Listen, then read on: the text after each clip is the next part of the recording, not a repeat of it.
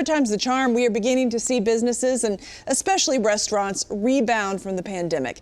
Denver 7's Patrick Perez takes us inside Devour the 303, a restaurant reopening for the third time since the pandemic began.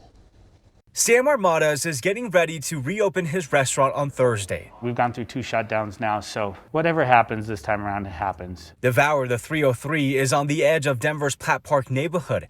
It first shut down a few weeks after the state forced restaurants to close their dining rooms last March. We tried to-goes, and the place was just too big to support on to-goes. Luckily, we have great landlords, good ownership. They worked with us to help us out.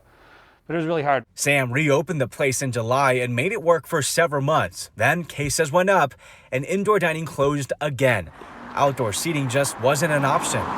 It's just so loud and dirty with the cars driving by. It wasn't a nice experience for our guests. So Sam had to make a tough decision. We had some other issues outside of here that it kind of made sense for us to just close down and hibernate and see what happened with the regulations. Since December, his restaurant has gone empty. No customers, no staff, just waiting for the right time. We always thought we'd come back, and then, you take a couple blows, you get kicked while you're down, and you go, wow, But then the sun started coming out again. And that sun is bringing a renewed light into Devour the 303. Thanks to easing restrictions and vaccine accessibility, Sam is ready to bring people in again, both here and at his ice cream shop next door. I'm looking forward to serving them good food and cocktails and having our servers interact. And even as some places still struggle to make a comeback, Sam is remaining positive. It would do no service to be negative. We're just really, really happy to be here and to have a chance. Serving up a chance at a new start.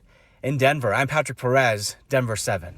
And while some restaurants are able to get back on track, there are still plenty that have a lot of ground to make up. Now, according to a March survey from the Colorado Restaurant Association, revenue is down 40% year over year. Some restaurants still only have 2/3 of their staffing, and the 6-foot distancing is forcing some to remain below 50% capacity. So without these restrictions lifted, about 40% of restaurants say they could close in just 6 months.